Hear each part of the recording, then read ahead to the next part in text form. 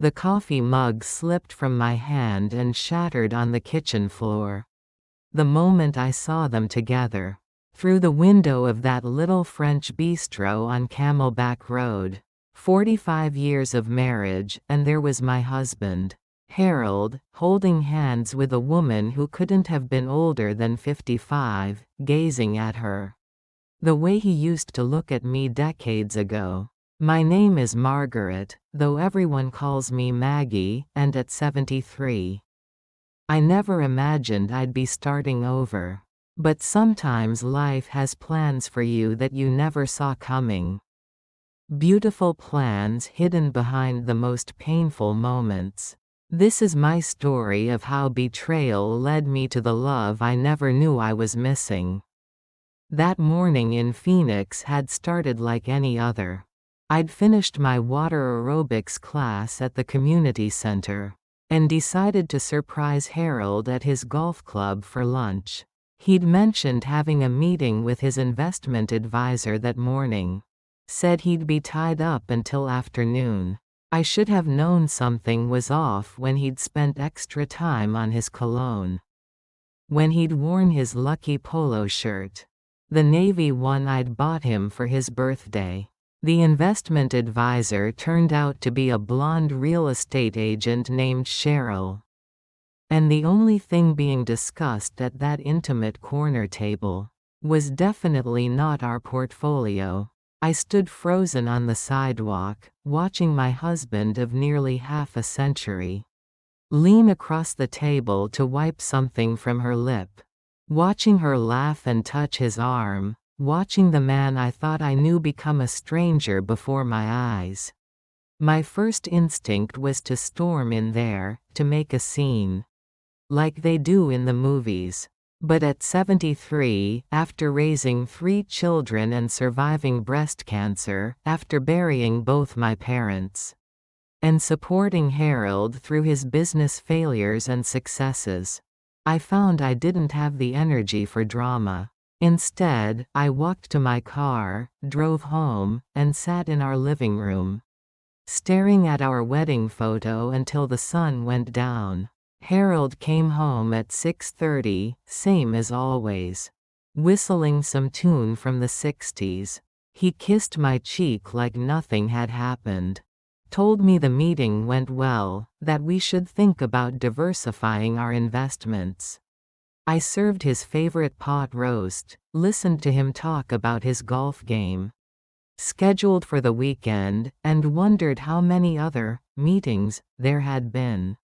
It took me 3 days to hire a private investigator. Seems dramatic, doesn't it? But my girlfriend Nancy, who'd gone through something similar 5 years ago, insisted I needed proof for the divorce proceedings. The investigator, a pleasant young man named Derek, who looked like he should be teaching high school math, instead of following cheating spouses, had evidence within a week. The affair had been going on for 8 months. 8 months of lies, of golf games that weren't golf games, of overnight trips to see his brother in Tucson. That were really romantic getaways to Sedona. The confrontation wasn't like I'd imagined it would be. No screaming, no tears, at least not in front of him. I simply placed the photos on the kitchen table.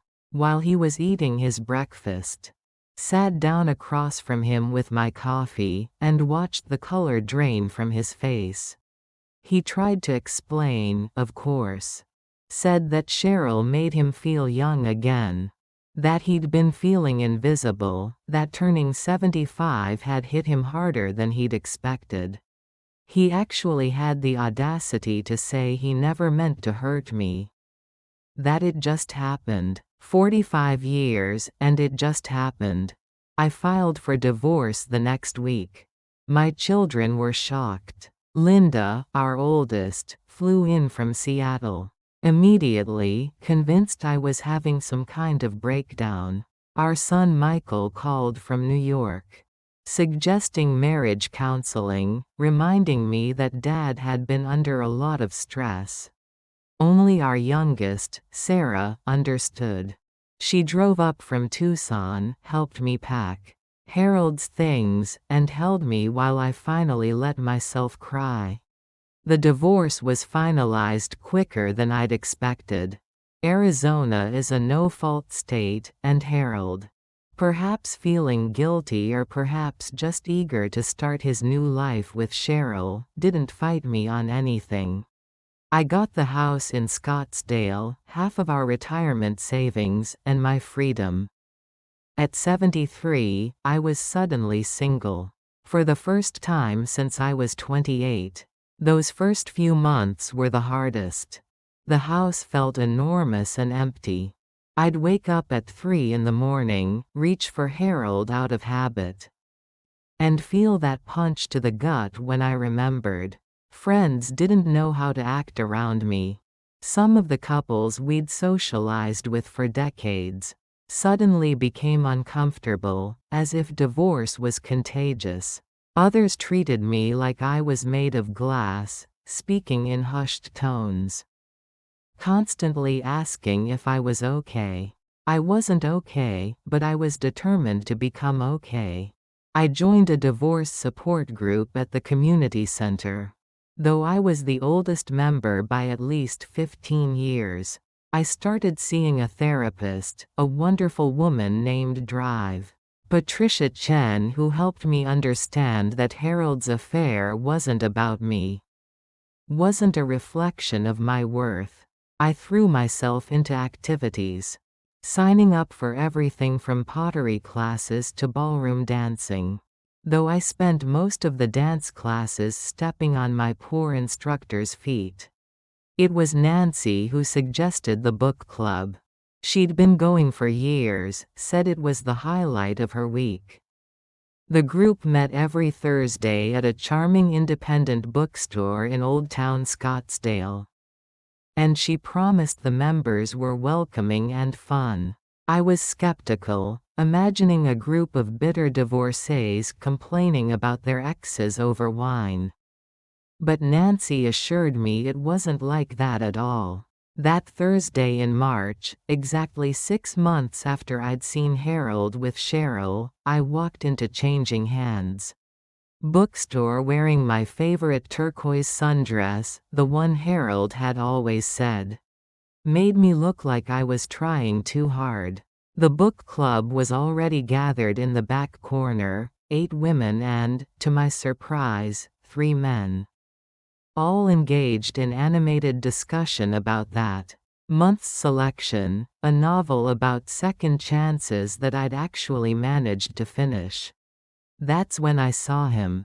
Jim Patterson, 76 years old, silver-haired with the kindest brown eyes I'd ever seen, was arguing passionately that the protagonist deserved forgiveness.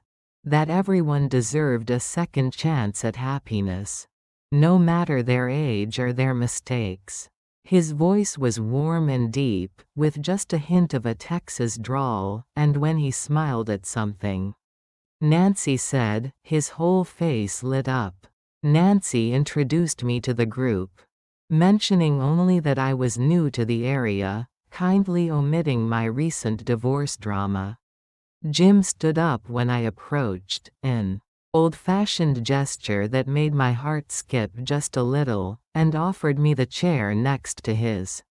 He smelled like coffee and something woody, maybe cedar, and when he handed me an extra copy of the book club discussion questions he'd printed out, his fingers briefly touched mine. I learned that Jim was a widower, had lost his wife, Ellen, to Alzheimer's 3 years ago after a long, difficult battle.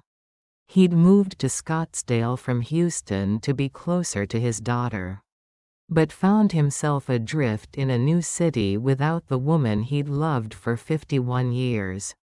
The book club, he said, had saved him from becoming a hermit, had given him a reason to get dressed and leave the house every Thursday. We didn't speak much that first meeting, but I was hyper-aware of his presence beside me. The way he thoughtfully considered every comment before responding, the reading glasses he'd perch on his nose then remove when speaking, the soft laugh when someone made a particularly witty observation. When the meeting ended, he helped me with my chair, walked me to my car, and said he hoped to see me next week. I thought about Jim more than I cared to admit over the next 7 days. It felt strange, almost guilty, to have any interest in a man so soon after my divorce. But Drive Chen reminded me that there was no timeline for healing, no rule book for starting over. I was allowed to feel whatever I felt. The next Thursday, Jim had saved the seat next to him. The week after that, he brought me a coffee, remembering from an offhand comment that I preferred oat milk. By the 4th meeting, we were arriving early to chat before the others showed up, discovering we both loved mystery novels, had both traveled to Italy in our 60s. Both had complicated relationships with technology, but were determined to master our smartphones. It was Nancy who suggested Jim and I were developing feelings for each other.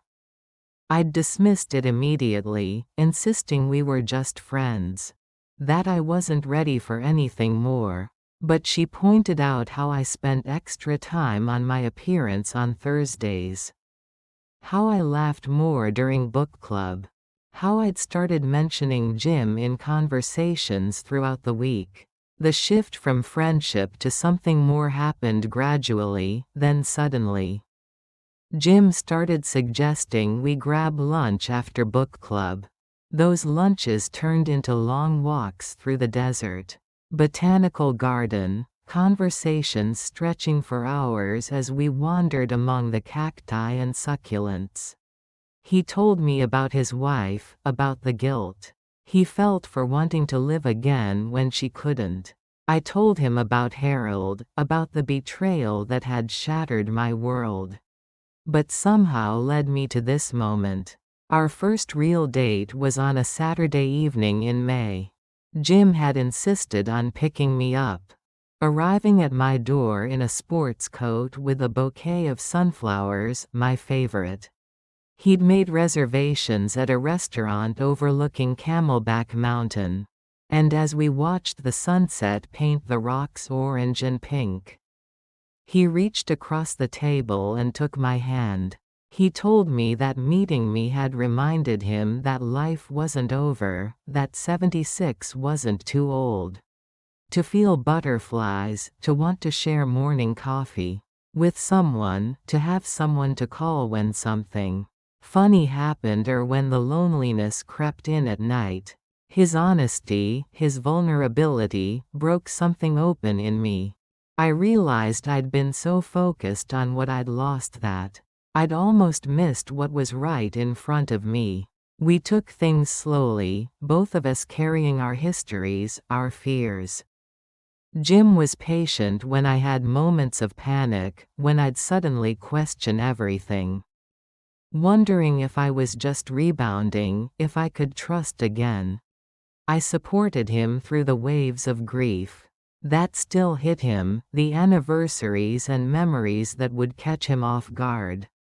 We were two people who'd been broken in different ways, helping each other heal. My children had mixed reactions when I told them about Jim. Linda worried I was moving too fast, that I needed more time to process the divorce. Michael was protective, insisting on meeting Jim immediately, interrogating him over dinner like a detective.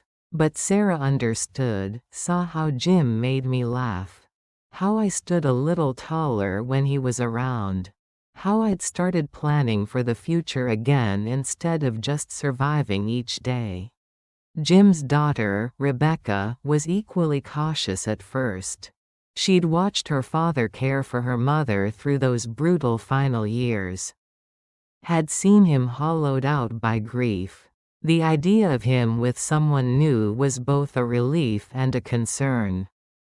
But when she saw us together, saw how gentle we were with each other's hearts, she gave us her blessing.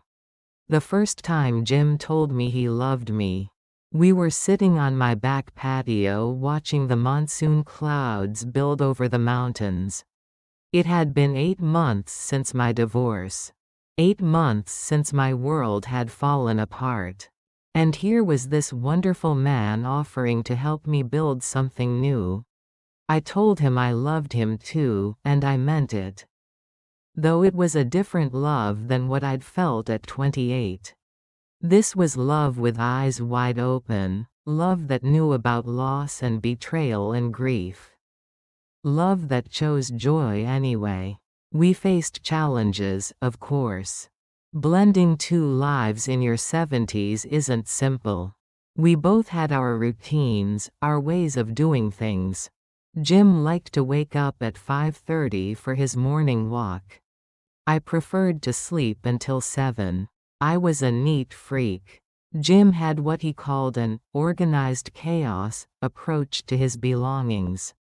We had to navigate holidays with our respective families. Figure out how to honor our past relationships while building our new one. There was also the physical reality of being in our 70s. Jim had arthritis that flared up in the heat. I was dealing with the ongoing effects of my cancer treatment from years ago. We couldn't hike the way we wanted to, had to be careful about travel, had to accept that our bodies weren't what they used to be. But we adapted, found ways to adventure within our limitations. Discovered that intimacy at our age was less about passion and more about tenderness, about knowing someone sees you, really sees you, and chooses you anyway. The gossip was inevitable. Some people at the community center whispered that I'd moved on too quickly, that it was unseemly for a woman my age to be dating so soon after divorce. Others questioned Jim's motives, wondered if he was just lonely. If any woman would have done. But we'd both lived too long to care much about other people's opinions. We knew what we had was real. Harold, meanwhile, had married Cheryl in a small ceremony in Sedona. My friend Carol had seen the announcement in the local paper, thought I should know. I waited for the pain, the anger, but found I felt mostly indifferent. That life, that marriage, felt like something from another lifetime. I wished them well, genuinely. Because holding on to bitterness would only poison my own happiness. Jim and I had been together for a year when he suggested we move in together. It wasn't a proposal, we both agreed we didn't need another marriage certificate at our age. But a commitment to share whatever time we had left. The conversation was practical and romantic in equal measure. We discussed finances, healthcare directives, how to merge 2 households of accumulated possessions. But we also talked about our dreams, about traveling to Alaska to see the northern lights, about taking our grandchildren on a Disney cruise, about lazy Sunday mornings reading the paper together. We decided to sell both our places and buy something new. Something that would be ours from the start. We found a perfect smaller home in a 55 community in North Scottsdale, with a pool for my water aerobics and a workshop for Jim's woodworking hobby. The master bedroom had a view of the McDowell Mountains. And there was a guest room for when the kids visited. Moving day was chaos and comedy in equal measure. We discovered we had 4 coffee makers between us, enough Christmas decorations for 3 houses. And wildly different ideas about where the couch should go. Jim's daughter and my Sarah worked together like a well-oiled machine, gently suggesting which items might be better donated, mediating our minor disagreements with eye rolls and laughter. That first night in our new home, We sat on the patio with a bottle of wine, exhausted but happy. Jim pulled out a small wrapped box. Inside was a keychain with 2 keys and a charm that said, Chapter 2. He said that everyone deserved a second chapter, that sometimes the best stories were the ones you didn't see coming. We've been living together for 2 years now. And while it hasn't always been easy, it's been worth it. We've created new traditions, like Tuesday movie nights and Friday farmers market runs. We've traveled to 6 national parks, with plans for more. We've hosted joint family dinners where my kids and his daughter have become friends. Where our grandchildren chase each other through the backyard, while we watch from the porch. Jim has taught me to play poker. I've taught him to make my grandmother's lasagna. We've nursed each other through flu seasons and surgeries. Held each other through the deaths of old friends. Celebrated birthdays and anniversaries with the joy of people who know how precious each day is. We dance in the kitchen while dinner cooks, badly but enthusiastically. And we laugh more than I ever thought possible at this stage of life.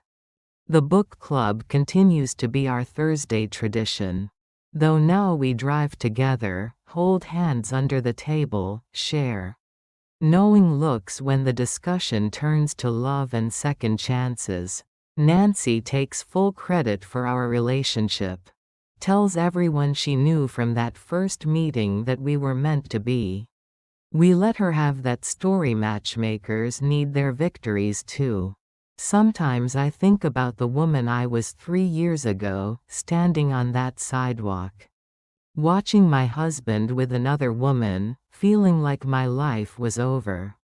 I wish I could tell her that the end of one story can be the beginning of another. That 73 is not too old to start over. That betrayal doesn't have to be the final word on love. Harold and I run into each other occasionally. Phoenix isn't that big. And it's less awkward than I'd expected. We're polite, distant, like acquaintances rather than people who shared 4 decades. I see him sometimes at the grocery store. With Cheryl, looking older than his years, and I feel a strange mix of sadness and relief. Sadness for what we lost, relief for what I gained by losing it. Dr. Chen, whom I still see monthly, says I've done the work of forgiveness, not for Harold but for myself. She says Jim and I are proof that healing isn't about forgetting the past, but about not letting it define your future. She's right, though it took me a while to understand that forgiveness doesn't mean what happened was okay. Just that I'm okay despite what happened. Jim's late wife Ellen is still present in our lives, in photos on the mantle, in stories he shares, in the way he sometimes pauses on certain dates with distant eyes. I'm grateful for her, for the way she loved him, for helping shape the man who now loves me. We visit her grave together sometimes, and I thank her for raising such a good man. For teaching him how to love well. It might sound strange, but I feel like she approves. Like she'd want Jim to be happy. My relationship with my children has evolved through all of this. Linda has finally accepted that her parents' divorce wasn't her responsibility to fix, that my happiness doesn't diminish her childhood memories. Michael has become protective of Jim too, calling him for advice, including him in father-son traditions. Sarah continues to be my champion, reminding me that choosing happiness isn't selfish, it's necessary. The community center where I first started rebuilding my life has become a second home for Jim and me. We volunteer together now, teaching computer basics to other seniors, leading a support group for those dealing with late life transitions, We share our story when appropriate, letting others know that endings can be beginnings. That it's never too late to find joy. Last month, at our book club's 3rd anniversary of when we met, Jim surprised me by having the group read a memoir about second chances in love. During the discussion, he stood up, pulled out a small ring box, and asked if I'd marry him. Not because we needed a piece of paper, he said, but because he wanted to celebrate our love in front of our families, to make promises. While we were both healthy enough to remember them, to have wedding photos where we both had gray hair and laugh lines and the wisdom that comes from living. I said yes, of course. Not the breathless yes of youth, but the considered, joyful yes of a woman who knows what she's saying yes to. We're planning a small ceremony in the botanical garden, where we took those first long walks, with our children and grandchildren, our book club, and the friends who've supported us through everything. Nancy will be my maid of honor, at 78 years old. And she's already planning what she calls a sophisticated bachelorette party, which apparently involves a spa day and wine tasting rather than anything too scandalous. Jim's best man will be his grandson, Tyler, who says Grandpa Jim is proof that you're never too old to be a romantic. We're not naive about what lies ahead. We know that at our age, till death do us part, likely isn't decades away. We've both watched spouses decline, know that health can change in an instant, that the challenges of aging are real and unavoidable. But we also know that facing those challenges together is infinitely better than facing them alone. Jim has already promised to take care of me if my cancer returns.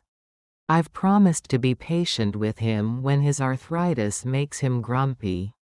We've updated our wills, made sure our children understand our wishes, had the hard conversations about what we want for the end.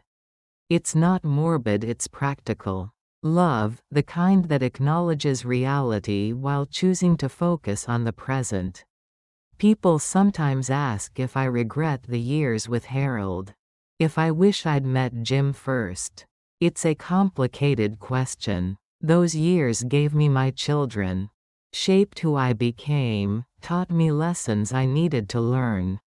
The pain of Harold's betrayal led me to Jim, and I can't regret the path that brought me here, even if parts of it were brutal. What I've learned is that love at 75 looks different than love at 25. But it's no less valid, no less transformative. It's love that knows about loss, that understands that happiness is a choice you make daily, that recognizes that every morning you wake up next to someone who chooses you as a gift. It's love that doesn't take time for granted, that celebrates small moments, that finds beauty in the ordinary. Jim makes me coffee every morning, bringing it to me in bed, with the news that it's another beautiful day in paradise, even when it's 115 degrees outside. I leave him notes in his lunch when he goes golfing. Silly things that make him smile. We hold hands during medical appointments, dance at weddings. Despite our creaky knees, travel with a pharmacy's worth of medications. But refuse to let that stop us from exploring. The other day, my granddaughter Emma asked me if I believed in soulmates. I told her I believed in chapter mates. People who are perfect for a particular chapter of your life. Harold was right for the chapter where I was raising children, building a traditional life.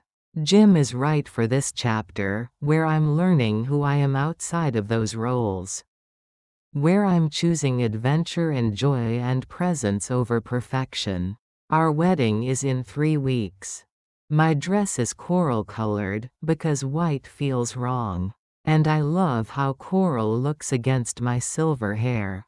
Jim will wear a light gray suit with a coral tie, and we'll say vows we've written ourselves. Promises that acknowledge our past while celebrating our future.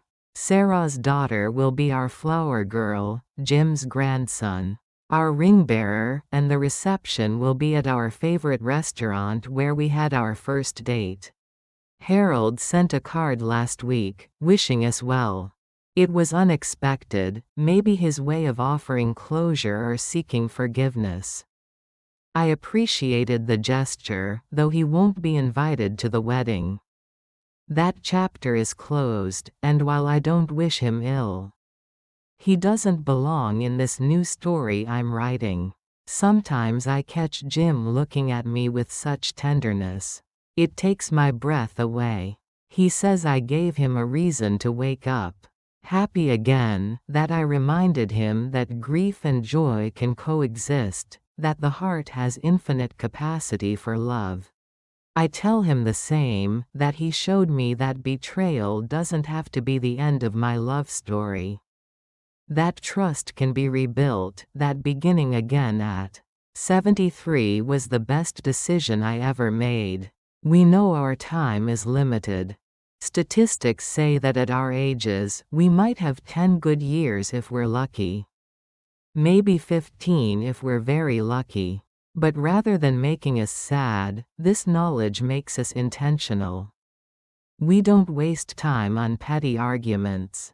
Don't hold grudges, don't put off trips or conversations or I love yous. We live like people who understand that tomorrow isn't guaranteed.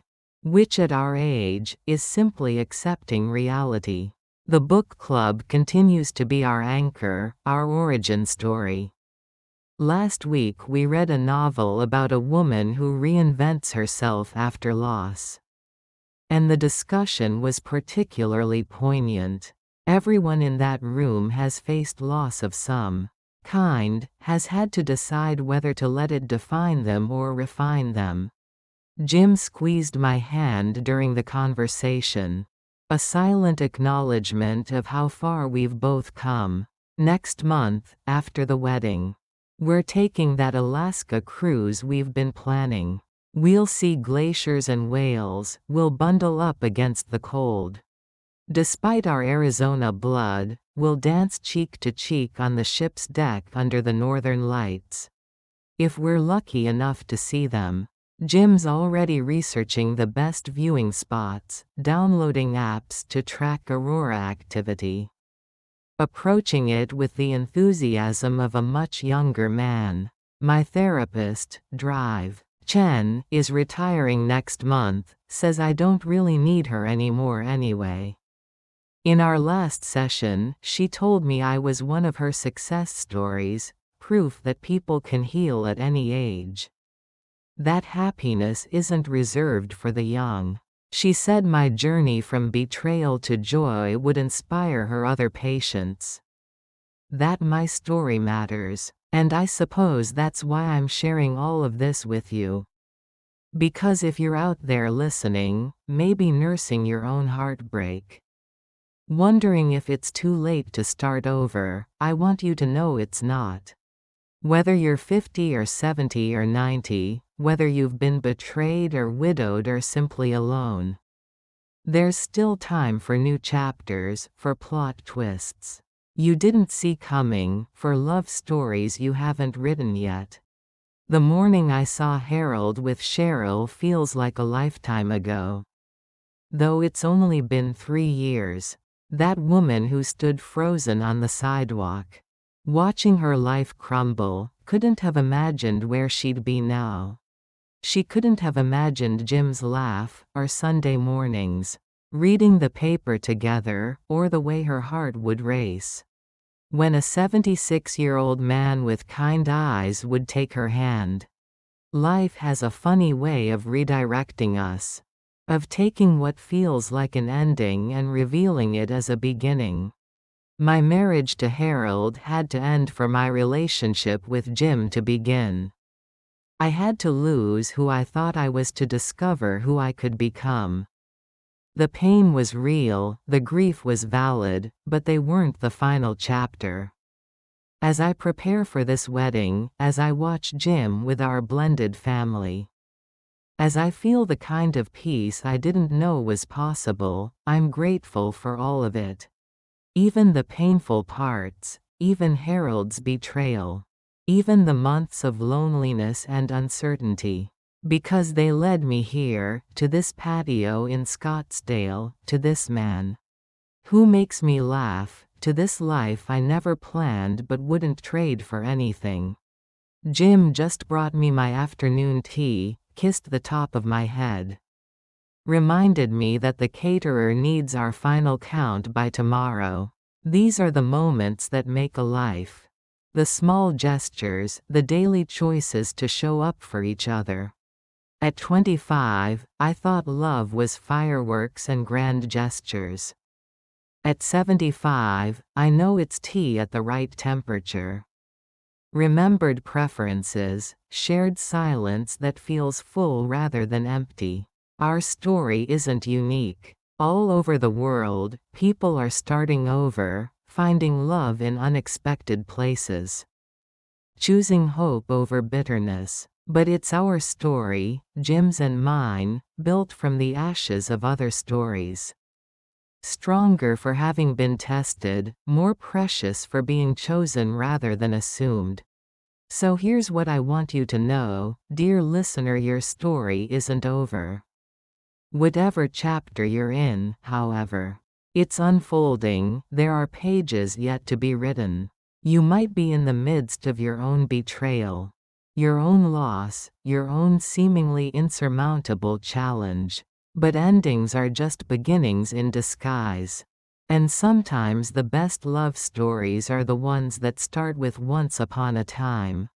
Again. In 3 weeks, I'll walk down an aisle scattered with desert wildflowers, toward a man who wasn't part of my original plan but became my favorite plot twist. We'll promise to love each other for whatever time we have left to face. Whatever comes with grace and humor, to keep choosing each other every morning. We're lucky enough to wake up together. And afterward, at the reception, we'll dance to The Way You Look Tonight, the song that was playing in the restaurant on our first date. We'll be surrounded by family who've learned to blend, friends who've supported us, and a book club that takes full credit for our romance. Someone will make a toast about second chances. Someone else will cry happy tears. And Jim and I will look at each other across the crowd and marvel at how we got here. The truth is, I wouldn't go back and change things even if I could. Every moment, every choice, every heartbreak and triumph led to this. Harold's affair, as devastating as it was, freed me to find a love I didn't know I was missing. Jim's loss of Ellen taught him to cherish every moment, to never take love for granted. We're two people who've been broken and rebuilt, who found each other in the aftermath of our respective storms. This is Maggie, signing off, living proof that love stories don't end at 70, that second acts can be better than firsts. And that sometimes, just sometimes, everything happens exactly as it should.